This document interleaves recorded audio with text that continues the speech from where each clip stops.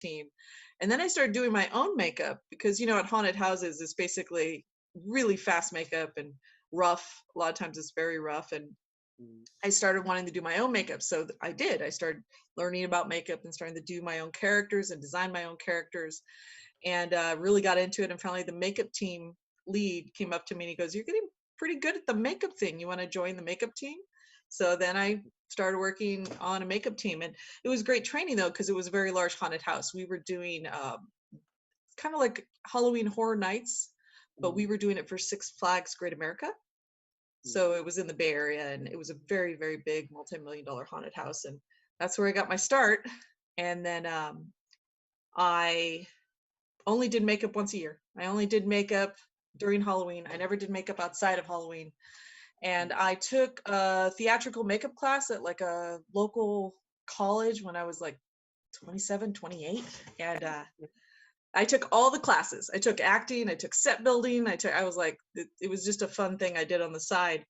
And what's funny is I was such a horrible actor, let me tell you. Really? I was awful. I was really awful. I get so nervous, and I didn't know what I was doing. And I was gonna flunk acting. I was. But I was taking theatrical makeup at the same time. So as a way to try and save my grade, I did a complete character transformation between, we did like 3 little vignettes or, scenes. And I completely transformed myself between each vignette. And it did save my grade. And I was hooked. I was like, this is cool. This is really cool. But I still had no idea you could get a job doing it. So I was in Portland and I was 34, I believe. I had a friend call me up and he was like, "You want to come help me with my music video?" And I was like, "Sure." He's like, "There's blood in it. You work at haunted houses. Throw blood on people." Okay. So I showed up, and the makeup artist who was there, who didn't want to deal with the blood, she's like, "You have half a brain. You want to come with me to the next gig?" Because I'm like double booked. And I was like, I got nothing else going on today. So I helped her on a short film, and I had a blast. I paid attention, but I thought that was that. 2 weeks later, she called me up and she said, "Hey, you want to work on a feature?" And I was like, "I don't know how to do makeup. What are you talking about? Like, I know how to do like clowns and evil people. I don't know how to do pretty people in the woods makeup. I have no idea what that means." So she's all like, "You're smart. You'll figure it out." And next thing I know, I was on a set, and I was hooked. So, but I used to work, I was a database designer and IT manager. I used to be a systems engineer, and I did that job, and I moonlighted doing makeup. So I had some funny moments coming into work in makeup because there was no turnaround time. Yeah, I bet you did. Yeah. And I think the funniest one was actually for my final for the makeup class. I had made myself into this like cyborg. You know what I mean? It was like one of my early makeups, and I had like this, I took SCSI cable that we tossed out at work and I cut it up and made it into a mohawk, and we did this whole thing. And I was like, oh God, like I'm not going to have time to do this final and change out before I go to work. Called up my boss. I said, "Look, I'll be in the back room doing data entry. Can I just come in makeup and hide?" Right? And little did I know that was the one day that the Japanese were coming to visit the plant. Oh. Uh-oh. So they're inspecting the whole thing. They're going through the office, and no one warned anyone else that I was in the back dressed up like a cyborg, typing on the computer, surrounded with servers. And they opened the door and they're like, "Whoa." The power of makeup. I really had fun. Probably ran out, Yeah. So yeah, when Grimm came to town, they offered me a job, and so I quit. I actually did season 1 doing both jobs, but then it got to be too much, so I quit my day job as a IT professional and went into makeup full time. And it's been crazy ever since. I joke it's my midlife crisis. Most people go out and buy a red sports car. I got into monsters. So. Yeah. Well, Clinton Campbell is messaging us right now, and he says, he's been a fan of your work ever since meeting her on Bobby's Twins. Oh, no way! So. Oh, yeah. that's crazy. That was my very first thing. Ooh. Ever. That was my very first thing I ever did ever. after the music video. So That's awesome. that's crazy. That's going back some years. Yeah. That's like 12 years ago, something like that. Long So time. how you talked about haunts, and so Yes. what made you decide to design your own haunt back in Portland? Oh boy. I have wanted to have my own haunted house since the first moment I walked through one. I I was a weird kid. I'm looking back now, I was like, why wasn't my mom worried? Because I used to, as a kid, I would build giant mazes out of blocks on the floor and then have little people walk through the maze. Like, this is something I was doing at 5 years old, but I had no idea what a haunted house was. So my major in college was installation and performance art. And it's weird. It's like my whole life was funneling towards haunted houses, but I had no idea what a haunted house was. So yeah, the first time I walked through, I just fell in love instantly. And when we got an opportunity, because my husband and we had done a haunted house in Vancouver for a couple of years, like a small one, really tiny, just to kind of get our feet wet. And we were like, we can do this. We can actually pull this off. So when we had an opportunity for a bigger space in Portland, and the Memorial Coliseum had been occupied for many years by another haunt, and they left, we saw a big opportunity. But we also wanted to save that space for a haunted house. We were worried that if it got used for a different event, or just, it would never go back to being a haunted house during that time of year. So we got a group of people together and kind of raised funds and figured it out and asked for walls and somehow built a haunted house in 2 weeks. So Wow. I'll admit our first year was rough. It was rough. But if people knew what we started with and what we pulled off in the time, it was a miracle. It really was. We were amazed we were able to open it all. So and we did our second year last year and we had a blast. It was way better because we had more time.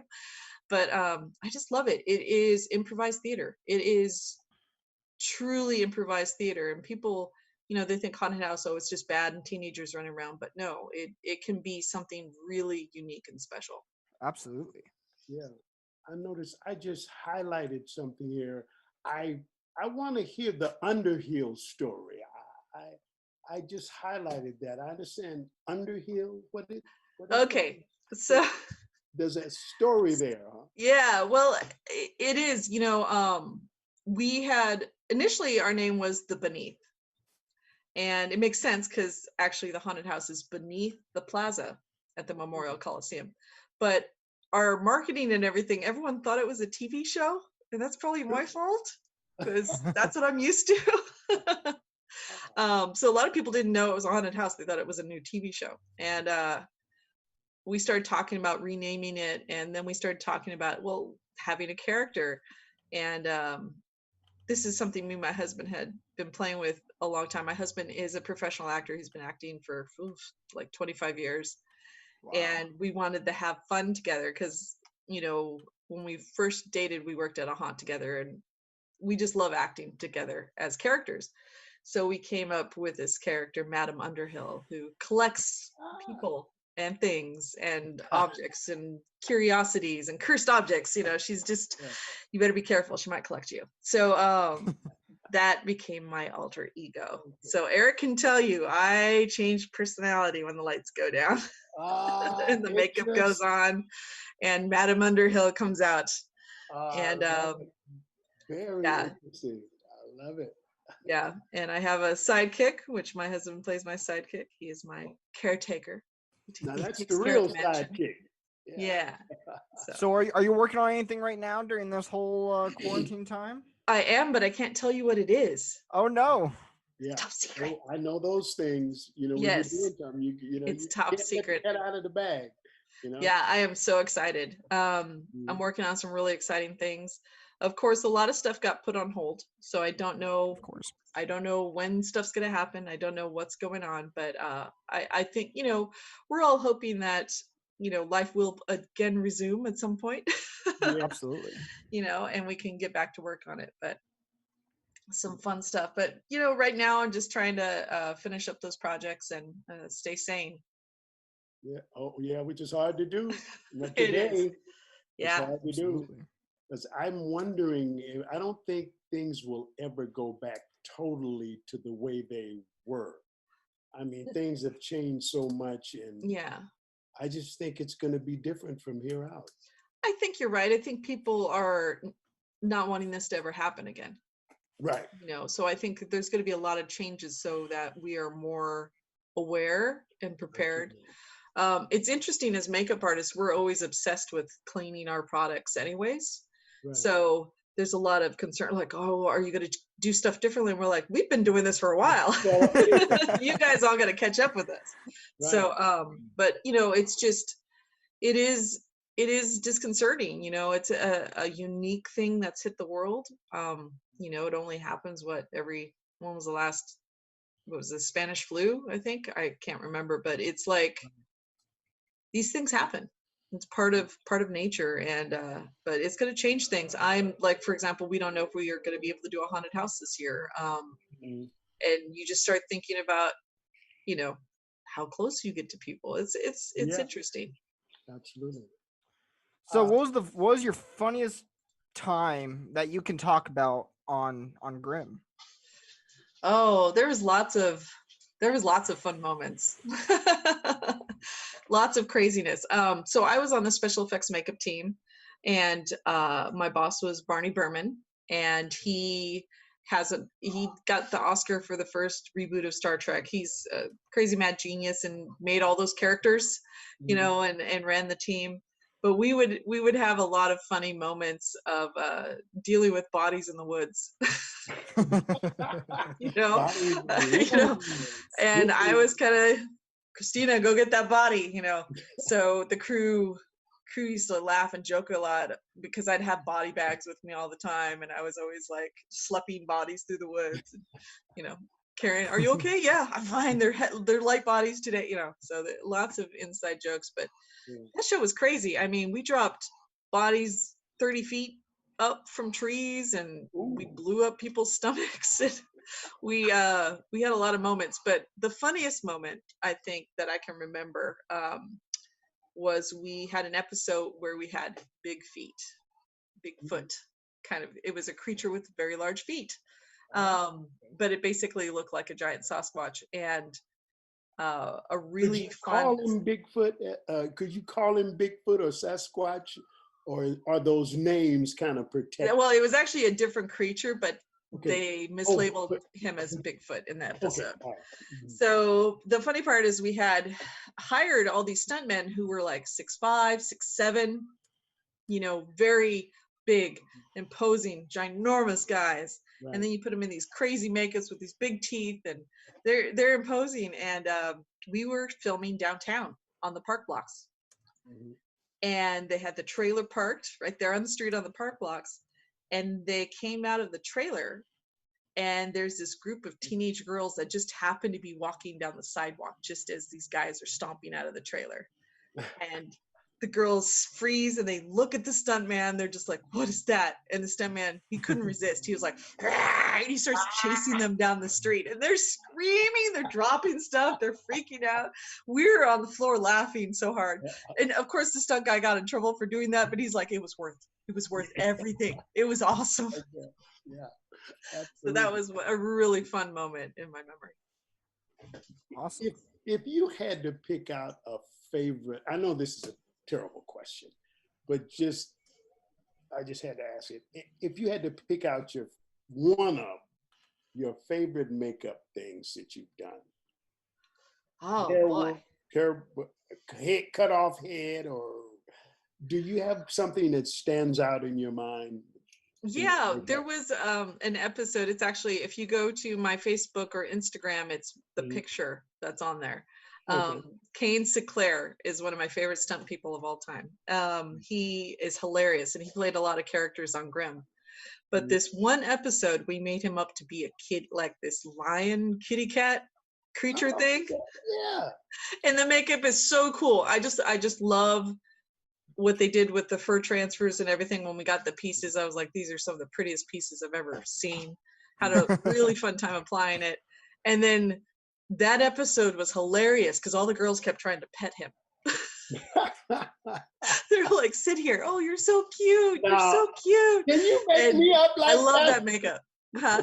Can you make me up like that so that I know. I'm telling you, if you're a furry kitty cat, the girls go crazy. Oh, It's a lot of work, absolutely. but Yeah. it works. Oh, absolutely. A furry kitty cat or a guy walking with children, taking children. Catnip, we can't resist. Yeah. Absolutely. Yeah. So does anything scare you? It's really fun makeup. And then there was another Oh, what happened? Well, that's a tough, you know what scares me? Body horror stuff scares me. Body I horror. don't like the idea of something being inside of you that you don't want there. You know what I mean? but you do those, don't you? I do, but those are the only movies that get to me. Like most of horror movies, I'm like, ooh, that's cooler. That's that's pretty. My reaction as a 13-year-old to the Alien in Alien was, ooh, that's so pretty. My dad was like, uh-oh. Uh-oh. So what is my daughter doing here? Where's she gonna be? So most of those kind of movies, they don't scare me. I'm just fascinated. I'm like, what is that? That looks so cool. I love science fiction. I grew up on science fiction. But body horror stuff, that makes me think twice. I did a movie called Cell Count, and it was all about things coming out of people. And I don't like that stuff. I don't like that idea. Yes. What's your favorite character that you've ever done? As far as me playing a character or making up a character? Making up. Oh, Fred Armisen as the bike messenger guy, bicycle rights guy. Hilarious. Really funny. Really fun to work with. He's hilarious in the chair, and that character is just so weird and great. What bicycle rights? You know. What character have you spent the longest amount of time making up? You hear these stories about I spent 5 hours in the makeup chair or 10 hours in the makeup chair. What's the longest you've ever? I'm gonna clarify that because actors lie. Yes, actors lie. They lie through their teeth about this. Absolutely. Yeah. I've had actors, they have never spent more than 2 hours in the chair saying, oh, it was like 6 hours. Yeah. I'm like, no, it wasn't. I was there. I know. Like actors say, I do my own stunts. So I had to climb up the side of this building at 50 stories up. And I'm going, okay. You know, I've been in the business 50 years, buddy. You know, I don't blow that. If they want to, that's fine. Yeah. So usually the times are greatly exaggerated, but I mean, most makeups, we really try to keep under 3 hours. Right. You know, because it's just after 3 hours, you're like, I'm done. Yeah, exactly. But when it's head to toe, full body, like the whole shebang, that can be 5-6 hours easy. Just because it's so much area to cover. People forget how large the human body is. I mean, it's a lot of canvas. You know, if I absolutely canvas, get someone and enrolled all this, that sounds gross. But it's a lot. It's a big thing to paint. So absolutely. Take some time. So I think we had some 6-hour makeups. I think the head to toe full lava creature was 6 hours. Wow. But I know actors a lot of times, and people, not only actors, they embellish a lot of what they do. Especially in the movie business. It's crazy because I try so hard to make it short. You know, it's like I worked a long time and I worked really hard to make that a short application, and you're saying it's 3 hours. It was an hour. You know? Exactly. I was working on the A-Team. You're too young to remember the A-Team. What? What are you talking about? You don't. What are you talking about? Are you? I grew up on the A-Team. What are you talking about? Knight Rider, A-Team? Come on. I could not believe you remember the A-Team and you grew up on the A-Team. That was. Dude, I was born in 1972. I remember all that stuff. Really? Now, okay, fool the living daylights out of me. Really, you look great. But anyway, I was working on an A-Team, and this guy was about the hand inserts. You know, yes, the hand insert is very much. It's not the actor a lot of time. The hand that reaches over to get that glass to close up is an extra or something. Anyway, there was this extra was doing a hand insert for Murdoch on the A-Team. He had to stick his hand in and get something. And that's all he had to do. And he was on his phone and I heard him say on the phone, "Yeah, well, I'm working on 18 here. Yeah, I'm doing a stunt for Murdoch." And he's telling the people on the other end he's doing a stunt. Oh, Like, see? and he's kind of See? like, "Oh yeah, but no, it's nothing." He didn't say what it was. He didn't say I'm reaching in and getting a stunt, grabbing something. But yeah, they, especially in the movie business, if you're working in the movie business, a lot of people will say they're doing things that they're not. But that's one of the most. That's one I really remember. This guy was just doing a hand insert. He's on the phone talking about he's doing a stunt. Oh, I know. I take it, since working in the film business, I take everything with a grain of salt, especially when people are like, Yes. "Oh, this actor is so difficult," or "Oh, this or that." Right. I'm like, "Uh-huh." Right. Yeah. I'll Absolutely. find out for myself. We'll Yeah. see. We'll see, A lot of Sometimes things. they're right, but Yeah. A lot of things in the business aren't real. Oh, we start shooting next week. And you never hear from them again. yeah. Yeah. Amazing. So how do you get a job with like Universal or someone? How do they, how do you find those jobs to do Oh, something yeah. like this? It's so there's a lot of misunderstanding by the general public of how film and TV works and how makeup, like the whole makeup industry works. I didn't have any idea until I'd been in it a while, and I was like, "Oh, wow, I had no idea." So TV shows only have a few people actually working in the makeup department. People think there's these whole legion of people. We do have a lot of people come in for background days, or there's a lot of background or extras. Sure. But for the most part, there's a department head, and then a key makeup, and then a few other makeup artists that kind of make everyone up every day for like a TV show or a movie. And how that happens is there's different layers. There's indie films where you get on there because you know someone. Right. Someone's either heard about your work, or your brother's friend's sister Yep. says, "Why don't you try out this person?" So that's how you start out in the biz. You get onto Absolutely. indie films and you get experience, and you start doing stuff, and you get better and better, and you start building a portfolio basically. And then if you work enough in film, and every region's different. This is the other thing people don't understand. We all work for what's called IATSE. Yeah. That's the Okay. union that covers film and TV. But every IATSE is split up into regions. So there's like IATSE just for California. There's IATSE for like Oregon, Washington, Montana, like whole sections of the country are broken up. If you work enough on indies and you get enough hours and you get recommended, you can join the union. And then those unions get you onto bigger films. Right. But it's not easy to get the hours. Right. And Absolutely. the other thing is, the producers hire the department head, and then the department head hires everyone below them. So be nice to department heads. That's how you get into film. That's how you get into it. You're on the union list, and the department head likes you. That's how you get on. There you go. But it's also your skill set and your portfolio and everything else. But it's people. It's knowing people. It's people liking you. It's being easy to work with, and that's what gets you onto set. It's not always talent. It has a lot to do with your work ethic and just how easy you are to be with. Because we work sometimes 16-hour days. I think my longest day on Grimm was like 22 hours. Wow. So yeah, 22 hours outside for the most part. So Ooh. it is a tough job, and you got to have people that are pleasant to be with for 16 hours a day, and that don't drive you crazy, as well as talented people. So yeah, getting into the union is not just calling them up. You have to really work at getting in the union. But once you're in, then it's also networking and making sure you know the right people to get on set. Yeah. A lot of time it's not that saying about it's not what you know, is who you know. It's very much that way in the film biz. Yeah. It's who you You know. better believe it. So Absolutely. yeah, and that can be tough. I'm a shy person. I really struggle socially. I was a nerdy little kid that read books, and did stuff Really? like that. So you hear my dog yet? He's over I here. did. I absolutely did. I mean, I love it. before we leave, yeah, begin, I I'd like don't to have see an alien. It truly is a French bulldog. yeah. I But think the world need to see him in a second.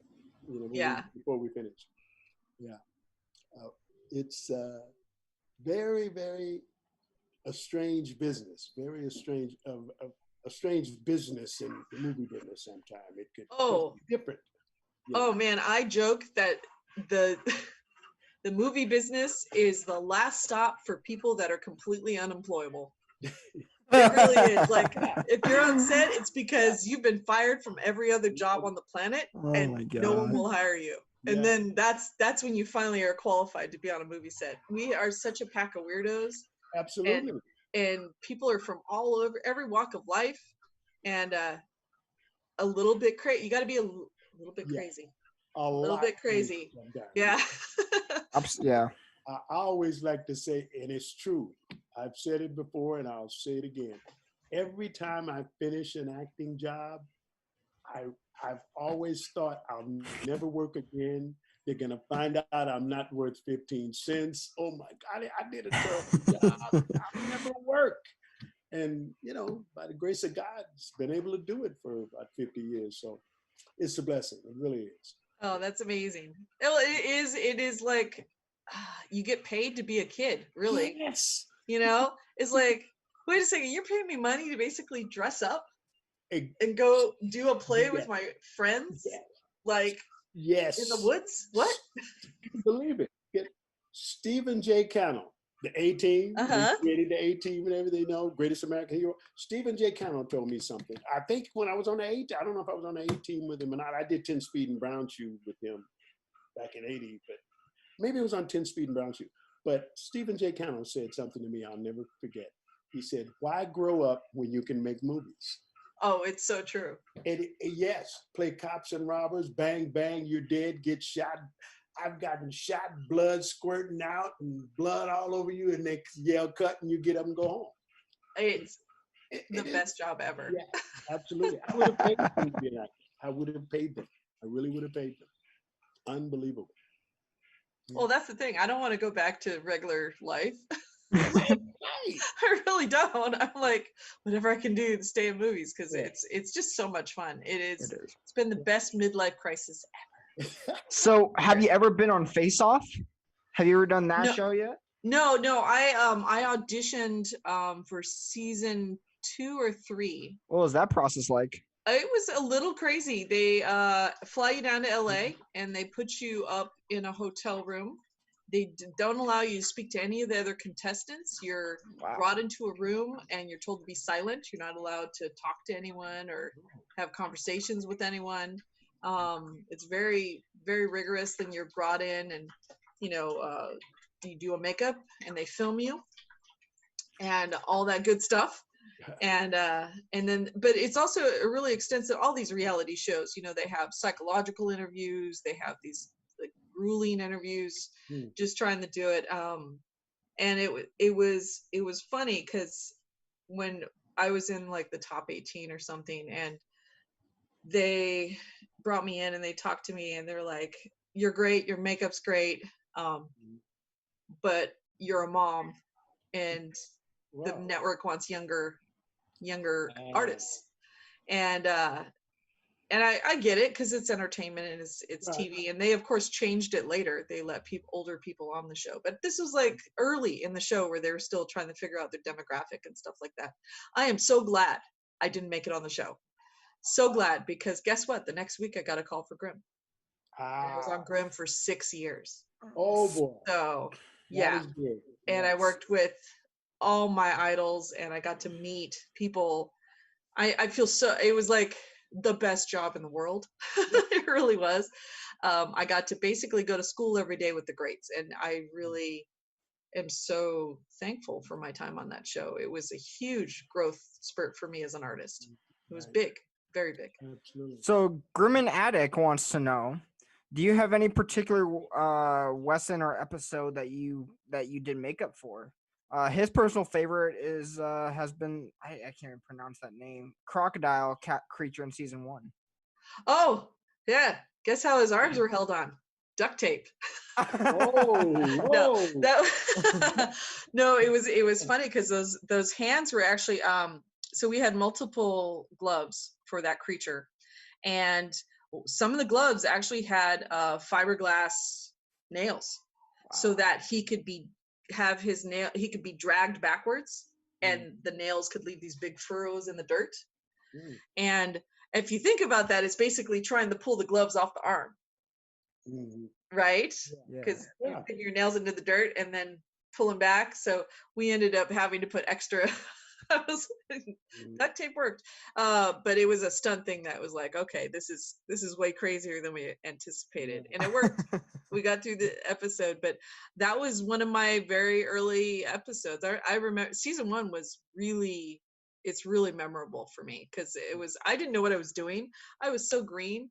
I'm so grateful for every day Barney Berman didn't fire me because I didn't know what I was doing. I was learning on the job. And I'd never worked on a show that big. I'd done lots of indies, but I'd never ever worked on a show that big or had done, that kind of crazy stuff. So it was great. It was just the best job ever. But I was really green season 1, and I remember, and I wore the weirdest camouflage outfits. I don't know what that's about. All the BTS, I'm wearing like camo. What's with that? I don't know. Yeah. I was going through a camo phase. So how did practical effects make change or improve season 1 to season 6? It was interesting. We actually did a lot more makeup effects in season 1. Okay. And there was a lot more digital effects going as the seasons progressed. It was less and less makeup, more and more digital. But at the same time, we were attempting a lot of crazy stuff with props as well, and bodies, and just it was a whole mix. That show you never knew what the writers were going to come up with on that show. So there was a lot of really interesting stuff. But because there was more digital, there was less work for me. And that's how I got into making props for the show. Is it kept me on the show basically. So I started making axes and all sorts of crazy wacky stuff as the makeup kind of went away. I love the practical makeup. I love season 1 for that reason. I think we did some really fun, cool stuff on season 1 with the makeups. But it's business is different, and there's also budget to consider. So every show kind of goes through that, or changes stuff, or finds ways to cut costs on stuff. But all the stunt guys flying through the air with the greatest of ease were practical. Yeah. I was always wondering, since it went down, there was a prop house in Hollywood on the corner of La Brea and Beverly, Ellis Mercantile. And Ellis Mercantile had every kind of prop on the planet. And they would even rent props to everyday people for Halloween. I rented a knife coming out of my son's chest. That's awesome. Yeah, but Ellis Mercantile went down. It closed up. And I hated to see Ellis Mercantile go down. I was thinking, what are they going to do with all these props? I think it was 3 stories or something. It was almost a mansion. And it was filled with every prop on the planet. And when it went down, I thought, I was hurt because I didn't think it would ever stop. And so I just went into making props, I guess. I don't know. I'm currently down here in Burbank, and it's been interesting because I hear a lot of stories of the good old days, and I'm bummed I wasn't around for the good old days.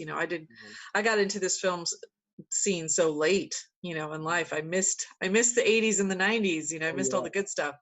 But yeah, just the stories. That's the thing with film incentives. They do spread the work out all over the country. So I wouldn't have a career right now if those incentives hadn't drawn people to Oregon, for example. But it's also hard being down here and hearing about these like huge things that are now gone. Because they're in Georgia or they're in Canada, or everything's spread out. So I really hope Hollywood comes back. Honestly, I sincerely hope Hollywood comes back, because I think there's just so much history here, and there's so much. The people here are amazing. Like the talent is insane. Yeah, and the old timers are still here. Well, the ones that are still alive, back on those days, it's amazing. Yeah.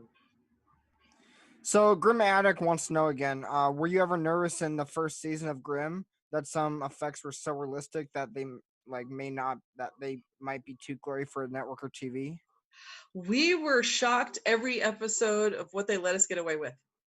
Mm. We were like, really? I remember one time they handed me 2 jugs of blood and told me they'd like dress all these bodies, that cut up, slashed up bodies in a trailer, and I was like, really?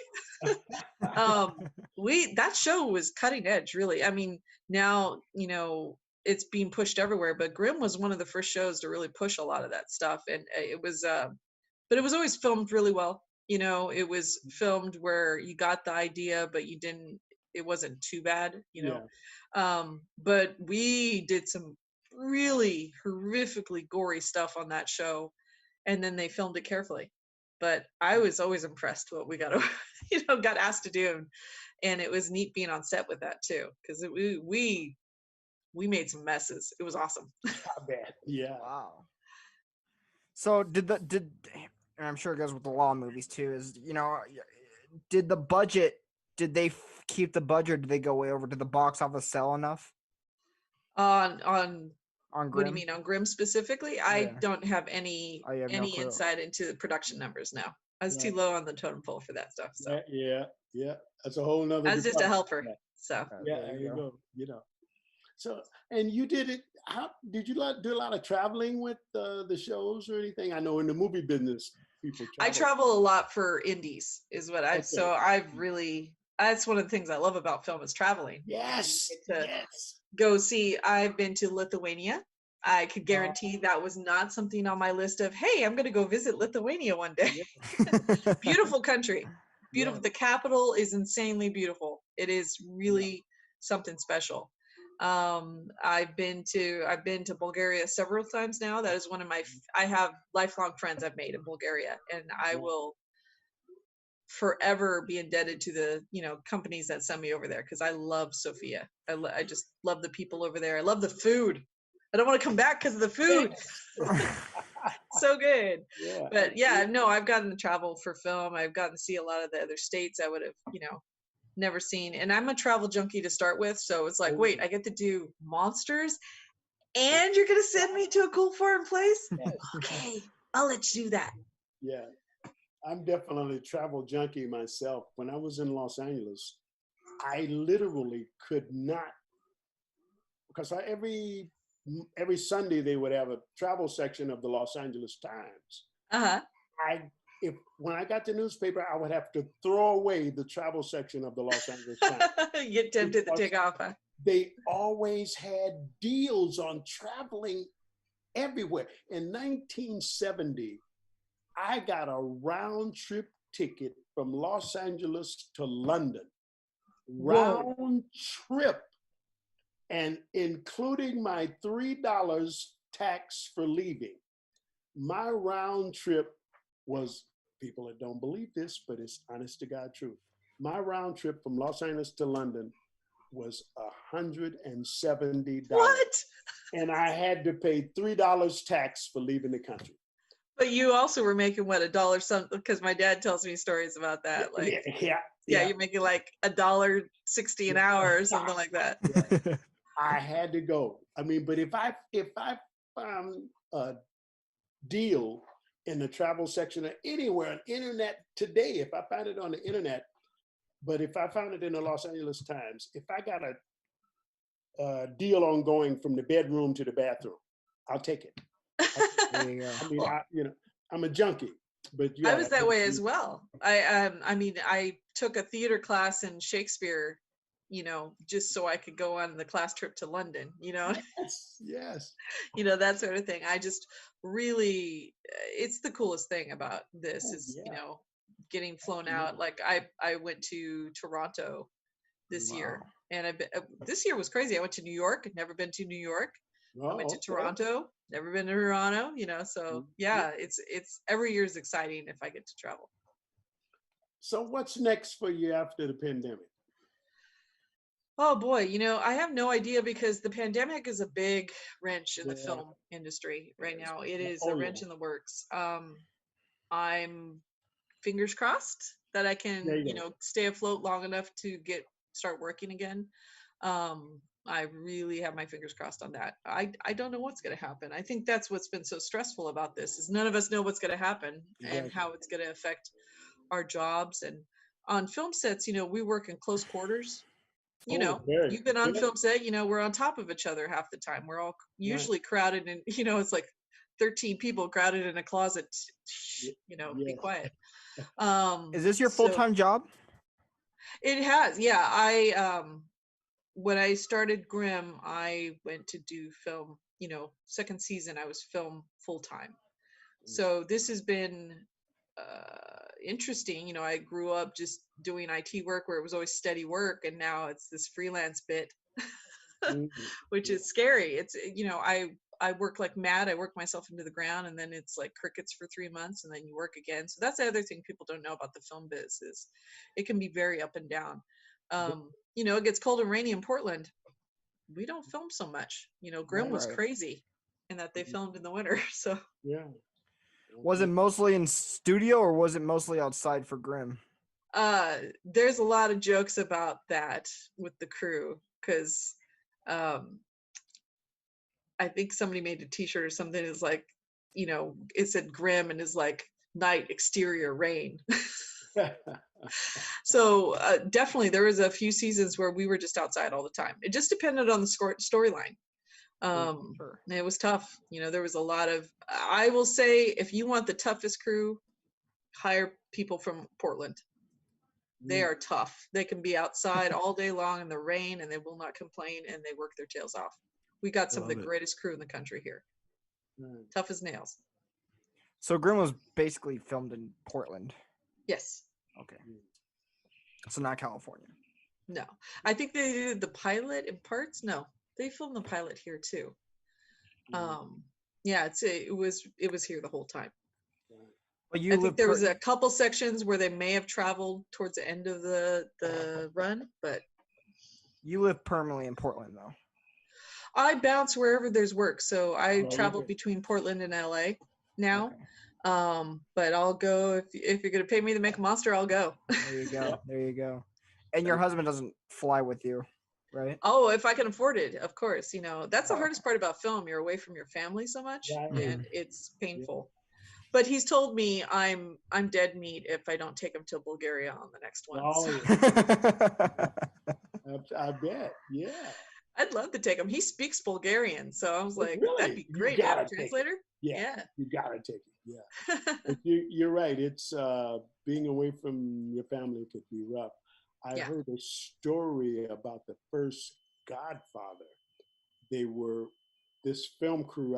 They had a film crew, and they worked on the Godfather in Sicily or Italy or somewhere, and they were on it for I don't know how long, but I'm gonna make it up, something like a year or something. We were away from home in Italy. And so I understand Paramount was starting another film somewhere in Europe. So they said, rather than import a whole crew over to Europe, they asked everybody that was working on The Godfather, they said, do you want to go right over to Spain or wherever it was? Just go from Italy, have Godfather wrap, go from Italy over to Spain or wherever it was. And they said half the crew took it. They went from The Godfather and went straight over to the other set. And a couple of the guys that was away from home, they came back home after that time, and they didn't really have a wife, home or whatever, but you're away from your home. I feel I really struggled with my, not having as much time with my son as I wanted to have, because I was on set. I got a lot of funny stories of, bringing him to indie films with us though. Right. And my husband, like putting him in cupboards to sleep. Okay, you're going to hear a lot of zombies, honey, but you'll probably sleep through it. So just sleep in the closet here and you'll be fine, So. I've never heard cupboards. When I remember my nephew, Kevin, he used to sleep in a dresser drawer. My mother used to put a pillow in a dresser drawer, and he would sleep in it. But a cupboard, I've never heard of. Yeah, no, he slept in some. Hey, can you get me the Kellogg cereal out of there? And you open it up. There's a kid in there. Yeah, he was on some crazy sets. He kind of grew up on set, and we were doing a lot of indies where people were understanding. Because if my husband and I were both on the film, it was a problem for childcare. So he got dragged into some crazy stuff, and then he's been a zombie a few times, background kid zombie. Right. And but there was also when he got old enough, then I started going, oh, okay, I have a makeup apprentice. Yes. Go run the blood to set, or go take that. So there was a couple films towards the end there, where before he got grown up and got a real job, where he was a gopher, and he did a great job. Absolutely. Very proud of him. Well, Alex, you got any more questions for Miss Hey, Christine over here? This is so much fun. I was just about to ask you that. I'm okay over here. Yeah. One other question. How did your husband's an actor? Yes. Yeah. How did he get into it? Well, he's been acting since he was a kid. So he's always been into theater and musical theater. He's been mostly theater, and he's actually started a new Shakespeare company, the Canon Shakespeare Company in Portland, Oregon. Oh. So he's all about Shakespeare. He studied over in London at RADA for Shakespeare as well. Yeah. So he just loves it. He said at 7 years old, he just knew that's what he was going to do. Me, I was 12. In the same yeah. He just had this moment where he's like, I'm going to be an actor. Life happens and it's hard. Yes. He's also worked crew. He's done all sorts of odd jobs and crazy stuff, but acting's his love. Lucky for me, he happens to be a fantastic suit actor, and he's like 6'3", so he's a great monster. So here's the thing, though. At first, I had to pimp him out at first, and like, oh, I know this guy that's really good in suits, but he really gets the gigs himself now. He's just, he auditions and they love him. He's really good. And then we get to spend time together. So it's awesome when he's a monster. I love it. Well, I tell you, my hat's off to Shakespearean actors. You cannot do Shakespeare without some serious studying of Shakespeare. Oh, it's so many lines. Yeah, and you can't just so many lines. Memorize the lines. His dialogue is like, what did he say? What does that mean? Absolutely. Yeah. Yeah, and that's the thing. Really good Shakespeare. Yeah. You know exactly what's going on. Yeah, exactly. You know exactly. You are not lost for a minute what's going on. Yeah. So many people rush the lines and they don't actually know what they're saying. But when you get good people up on stage that know what they're saying and they know exactly what they're saying, it's a joy to watch. Exactly. It takes some studying. You can't just go up there and just somebody writes a monologue and you do it. You have to know what the heck you're doing and what you're saying. Yeah, he did. Yeah, it's Shakespeare is not your normal writer or playwright. Oh, and it's just so many lines too. It's just like he played Macbeth a few years ago, and he studied for months. I mean, it was just so many lines to memorize, so many monologues, and just a lot. So. And the other thing about doing something like Shakespeare, if you're just doing a play, like if you write a play and somebody's going to see it, and if you blow a line, so what? But if you're doing Shakespeare, everyone knows Shakespeare. When they go see a Shakespeare play, they know it. And you can't say to be or not to go to the grocery store and go, no. People will shoot you. Well, and the thing is, so many of those phrases are in our language. I can't remember any of them right now, but I remember when I saw Hamlet. Yeah. I was like, they did the Canon Shakespeare Company recently did Hamlet, and when I went to see it, I was like, wow, there's just so many phrases from that play in our everyday language. And I just was like, oh man, you can't mess up those lines. Right. Everyone's going to call you on it. If they don't know the play, fine, you can ad lib, but hey. Yeah. Bill is not going to let you ad lib, and he's not around anymore. But Bill is going to wake up and say, hey, no, I didn't say that. I didn't write that. But amazing. Absolutely amazing. So where can people find you? Oh, okay. So my website's ravenousstudios.com. And I'm also on Instagram as Ravenous Studios, Facebook as Ravenous Studios, or I'm also on Facebook as me, Christina Kortum. So that's mainly where I'm at. I still haven't figured out Twitter. I don't get it. Yeah. No. I just Absolutely. don't. I'm on 100%. Instagram mostly. So I post pictures a lot. So if you want to see my work, and I post stuff from my whole career. So I do that because I great. want people to know it, it takes a lot of practice. And Right. I like to post older stuff sometimes just to let people know, yeah, I sucked too when I started. But yeah, there's a lot of fun stuff. I sometimes post behind the scenes and all that. So yeah, Ravenous Studios on Instagram is probably the best place to find me. Okay. Before you go, is Archie awake? Oh my gosh, he's right here. Can I Yes. get? Yeah, we gotta see him. Yes. Hold I was on. I got to get him around the table here. I got to do some negotiation. You got to see Archie. maneuvering. I was waiting on some of those noises you were talking about. He's been I actually did hear pretty one. good. I did hear it. Yeah, he did a Yes. little bit of it. I'm sure somebody heard him. Here's Archie. Hey, you, my dog. roommate. Archie, you were supposed to come and say something here. You were supposed I to make know. those He's like, ad-lib you woke me up. noises. Why'd you wake me up? Yeah. He's like, man, I don't want to be bothered with these guys. Who are these guys you talking I to? know. He's the shop supervisor here. Okay, So all right. yeah, he's a slave driver. He's got to rest in between though. Okay, Archie, I'm sorry. We had to wake you up, but I I wanted know. everybody Look, he's to all see you. sleepy. See what that noise came from that Yeah. we heard earlier. All right. But God bless Christina. Yeah, he came with the house I'm renting down here. So Oh, really? yeah, he's been the Oh. best pandemic roommate ever. He thinks it's the most awesome thing that's ever happened. The fact Oh. we're trapped at home, he thinks it's cool. Exactly. Huh?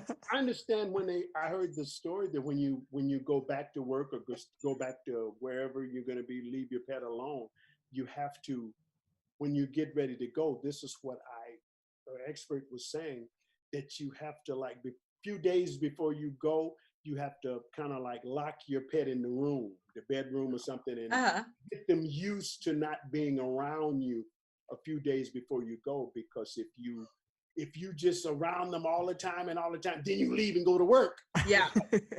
Wait, hey. I know. It's so funny now that I've been stuck at home because of this. He's just like, we got a schedule, lady. I go for walks at this time and this time. Yeah, he's loving it.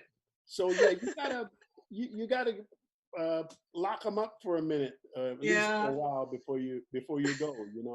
Yeah, we were talking about that. Like, he's gonna go into shock. He's getting so much attention, just because I'm like, I'm lonely, so. Well, Christina, I appreciate your time with us tonight.